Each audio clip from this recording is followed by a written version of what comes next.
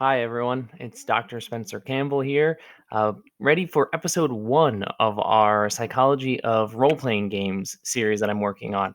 And you can see on the screen here that this first episode is on this idea called Spatial Skills, or more comfortably, where am I right now?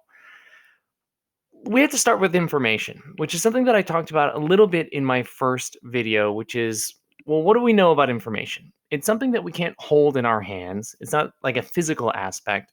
And so information is something that we deal with both in real life and going on in our brain. What does information in real life look like? Well, it looks like what's on the screen right now. It looks like the information that you're reading on these slides. It's what you're hearing from me. But information is beyond just things that are like cognitively learned. It's behaviors that you observe in the world. That's information that is feeding into the loop of you understanding what is maybe socially normative behavior. For example, when you first go to school as a kid, you have no idea how school is supposed to work. And so you look and see what other kids are doing, right? You're learning through that. And so behavior is information. Reading and information like off of a website or these slides is information. All of this, though, goes into your brain, and your brain has to store it away somewhere. Now, I'm going to do a series eventually on memory because memory is very complex and there's a lot of parts going on in it. But right now, we just need to broadly talk about this idea about how we mentally represent information in our head. What does that look like? And then ultimately, we're going to connect that idea to role playing games today. So let's do a little bit of an experiment. Just play along with me here. Close your eyes, or if you don't want to close your eyes, just think about a chair. Think about the idea of a chair, the concept of a chair. Now, as you're thinking about it, you might be thinking about the chair that you're sitting in right now. If you're sitting in a chair, you've got an immediate example that you can think of. I'm sitting in a very uncomfortable chair right now, but it's serving its purpose. Um, you might be sitting in an uncomfortable chair, but you have a favorite chair. And so you think about that. That chair that's in your head, it's probably a fuzzy image. It's probably the shape of a chair. It's got probably something like 4 legs to it. It's a flat surface to sit on, something to support your back. That's kind of the nebulous idea of what a chair is. The Greeks talked about this a long time ago. It was the idea of like a Platonic ideal. In cognitive psychology, we use that similar idea. It's called your exemplar. Whatever your exemplar is sort of this guide. It's this blueprint idea of a concept that you use. Once you have that concept, you can use that to identify other category members. So you have a concept of what chair is, and as you move around in the world, you see other chair-like things, and you go, that's a chair, that's not a chair. Like this desk I'm on right now. It has a lot of the features of a chair. It's got a flat surface, it's got 4 legs to it, but it doesn't have the back, and its purpose isn't to sit on. So I can understand that this thing, even though it fits a lot of the similar features to a chair, isn't a chair. Okay, that's chair. What about fruit? Think of a fruit. The first fruit that comes to your mind is what we would call your prototype. It is the piece of information that you kind of rank highest in a category. And then when you identify other models based off of sort of the nebulous category of fruit, they're ranked sort of by their comparison to that prototype idea that you have. So for me, oranges are my favorite fruit. And so actually, I tend to recognize and understand and think of other citrus fruits before I think about other fruits. Okay, so we've got this sort of idea that information is being represented almost like in a hierarchy, right? We have hierarchies or taxonomies by which we represent information. On top of that, there's maybe sort of like a distance thing going on here in terms of how closely related or bundled ideas are. But what about if we do something like happiness? Happiness isn't a nice, clean category. It's an idea, right? But what does happiness look like? What does it look like in the real world? It could be a smile, but we also know that people smile when they're nervous. It could be laughter, but laughter also follows the same sort of thing. What does happiness then look like in our minds? That's going to be something that's extremely subjective. That's going to be a lot harder for us to nail down than something like a chair or fruit. And you might be thinking during all of this, well, hold on, Spencer, this is all very abstract. Where are you going with this? And that's very true. When we think about games, we have to represent mentally a great amount of information. Now, thankfully, in things like board games, a lot of that information is offloaded from having to sit in our head and lives physically on the table. We have components, we have pieces to games that allow us to sort of not exhaust our brains trying to imagine every possible scenario, the entire board inside our head. The thing that I want to talk about today is space, hence spatial skills. This isn't the last thing that I'm ever going to say about mental representations. In fact, there's a lot to say about it and how it's related to games of all kinds. We're going to come back to mental representations in a future video. For today, I'd like to talk about space. So, spatial representation. This is that idea of mental representation, showing and thinking about information in your brain, but in this case, doing it in terms of your place in space. I grew up around Chicago and I lived in Chicago itself for about 7 years. And when I was living in Chicago, no matter where I was, whenever I was with people and we had to figure out which direction something was, we always asked ourselves the same question.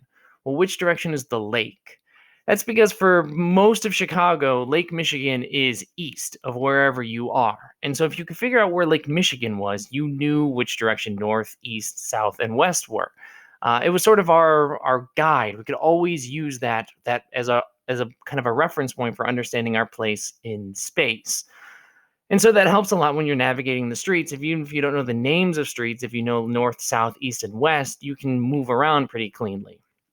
Now that's navigating space in terms of a map.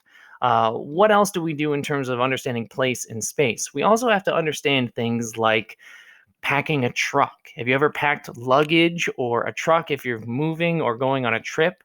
You need to be smart about it. Now, if you're like me, you don't plan very far ahead and you kind of just end up stuffing everything into your luggage container or into the truck, hoping that it fits. It doesn't always look like this nice, pretty picture here on the screen. But I know some people who are really good at this. And as they're planning, they're packing, they get their boxes together and almost Tetris like, they're thinking about where boxes go. This is an example of spatial representation. They're thinking about the space and they're mentally moving around sort of hypothetical scenarios of where boxes are going to go until they find the ideal state. And then they move towards that state. Let me tell you a little bit about some science about this, a study about this, and then I promise we'll get this into the game space. So spatial representation has been studied for a long time. The dominant theory in terms of how we spatially represent ideas is that it is sort of distance oriented in our map. So Kosslyn in 73 did sort of the pinnacle study on this and has sort of iterated on it since. They asked participants in the study to study this map, this imaginary map right here, right? And there's some locations on the map. There's like a tree, a lake, a well, a hut of some kind. There's coastlines. So there's all these sort of identifiable landmarks on the map. People would study the map and then they'd close their eyes and he would ask them to imagine that you're at some point on the map. Let's say you're at the well in the bottom left corner there. And then he said, okay, now move all the way to the sort of rocky outcrop on the northernmost point of the map. When people did that, he would time them until they said, yeah, okay, I made it. I made it from one place to the other. And then he would time them for going like the well to the tree, which is very short, a much closer distance. And he'd time them. And what he found is that people actually took longer to say that they made the journey when the location on the map was further away, even though they weren't actually traveling. They weren't going anywhere. This is just a map in their heads. The way that they had represented the map still kept in mind things like relative distance. And so the journey from the well to the rocky outcrop took longer than the journey from the well to the tree. Now, this is with an imaginary scenario. He and other people have done this where just do it with your own home. Imagine the space that you're in right now and close your eyes and think about moving from one room to the next, the mental travel between those locations. It's going to take you longer to do that travel if you're going to a place that's further away in your house than a closer place, which means that we actually represent space kind of one-to-one or as close to one-to-one as we can, right? From a relative distance perspective, we do a pretty decent job. And actually, kids learn this task pretty early on. If we think about Piaget's development theory, kids are getting the ability to do this, 8, 9, 10 years old. They're starting to understand these concepts of relative distance, and then they're just getting better at it. We also measure the sort of Tetra stuff that I talked about earlier through mental rotation tasks. So this is a classic task where you got shapes on the left side here. And then for each of those shapes, you're supposed to pick out which two shapes from your options of 4 on the right match that shape, that they're the same object, just they've been rotated or oriented in a different way. I'm not going to tell you the answers. I want you to try and figure out on your own here, but study these images, pause this and see if you can solve it. This is a task of mental rotation. This is you quite literally having to move the object around in your head. And as you're doing that, you can interact with it. So this is telling us that we represent information both in terms of distance relatively accurately, or at least as close as we can, and that we can mentally rotate objects in our head. And the degree of which we're accurate is a measurable thing.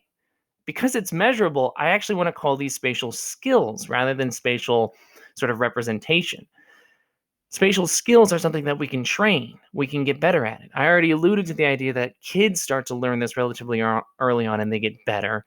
We also get really good at this as adults. And what can we do to practice this sort of thing?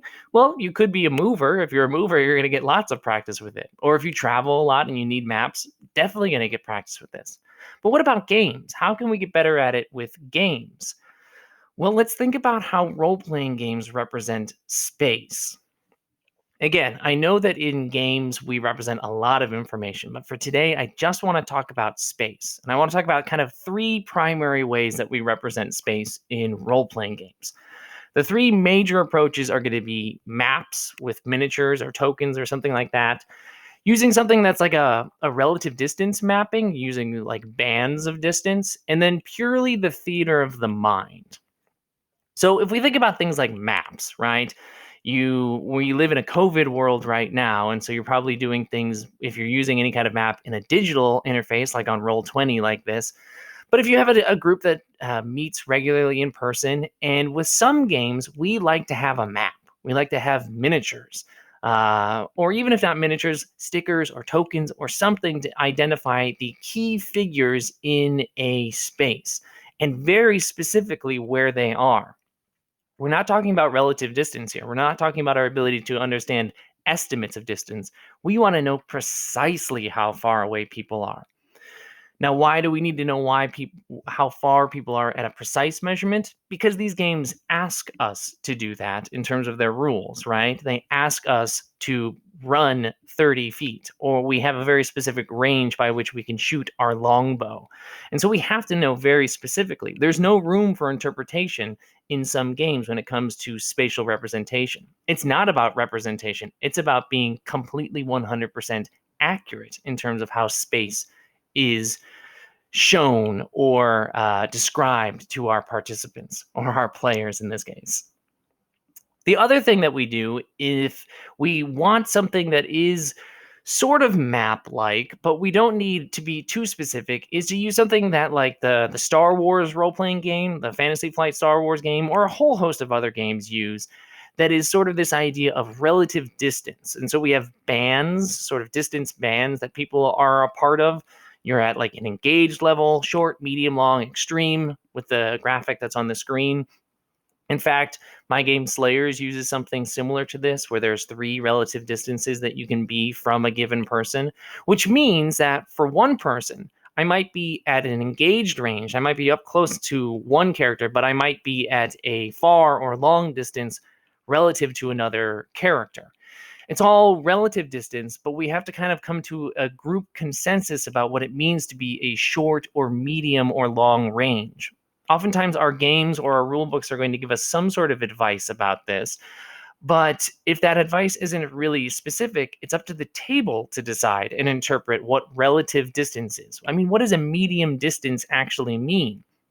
Medium and long and short aren't highly descriptive words. And so we would require the rule book to tell us very specifically with some examples what a medium distance would be. If we use something like engaged as a word, like we have here in the example, that's pretty clear to us. Engaged means up close, right?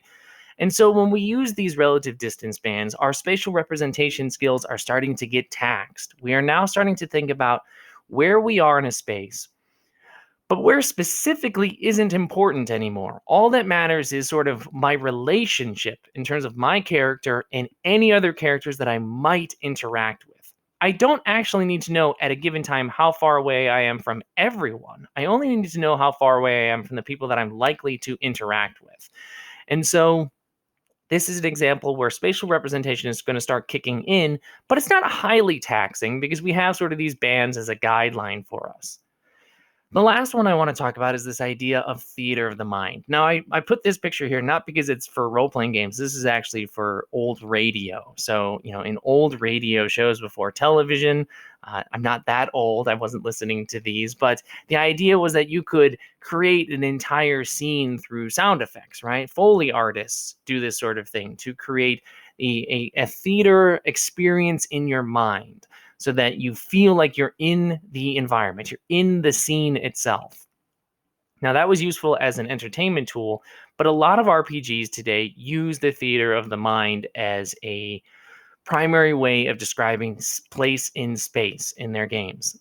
Games that use this, that encourage the theater of the mind, actually really don't care about accurate spatial representation. And when I say accurate, I mean in terms of like measurable distances. I'm not saying that this is sort of the Wild West where anybody could be anywhere. But what is actually much more interesting or important to these games is fictional positioning. What sort of makes sense based off of the fiction? What is the narrative telling us in terms of where my character is or what they're capable of doing? It really doesn't matter how far I am in terms of the number of meters away from something.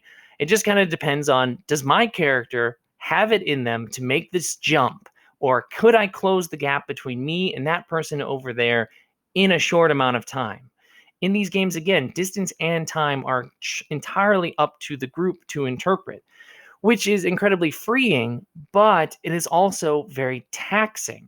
And that's the last thing I kind of want to wrap up with spatial skills. We're using this mental imagery stuff all the time. On a day-to-day basis, we're imagining and representing information constantly.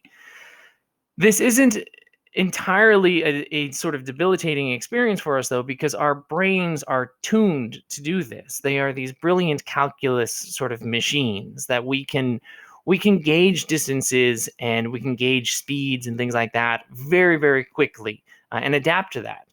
So why are some games using maps and some using these relative bands and others using the theater of the mind? There's a whole host of reasons, obviously. Part of it is part of the sort of the preference of the authors or the designers. But a big part of it is, what is the goal of the game? If you're playing D&D, for example, that's a combat simulator, right? That's the goal of the game, is for it to be a combat simulator. And so if you're going to simulate combat, it kind of needs to be pretty accurate, right? We can't be open to interpretation as to who we are close to or who we're next to or able to attack. Who I have line of sight with should be agreed upon as a whole table rather than what I think versus what the GM thinks.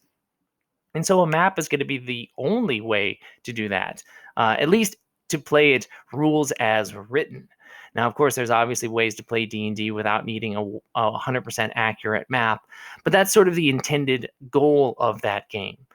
Other games use things like relative distance or the theater of the mind because it's not an important part of the design philosophy of the game, which is really cool. Again, that's very freeing for games that like to do that. But one thing that we need to consider here is the cognitive load or the tax we're taking on our players in terms of their executive functioning. Now, I'm going to do a whole future video on the concept of cognitive load and executive functioning, but I want you to sort of think of it as a fuel source that we have, our ability to actively think about a bunch of different information at once. Theater of the mind is freeing in terms of not needing a map and not needing figures, and we could do it all just through talking to each other. But now we all have to be thinking about something, and we all have to kind of still be on the same page in terms of what the scene looks like in our heads, and that can be exhausting. So a future video is going to talk about that idea of cognitive load. Obviously, there's pros and cons to all these methods. So I want to wrap up there. I hope you enjoyed this video. I had a lot of fun. I hope you learned something as well. Feedback is super appreciated. This is my first video doing like an actual dive into a cognitive or psychological concept. So let me know. Did I go too deep into it? Do you want me to go even further into some of the science? Is it too long or is it too short? Tell me anything you think about these sorts of videos. And if you have ideas for future topics that you'd like to see, or even if you have questions about psychology, I'd be happy to answer them. You can either leave them in the comments below, or you can reach out to me on Twitter at Gila RPGs. Until next time, have a good one, everyone.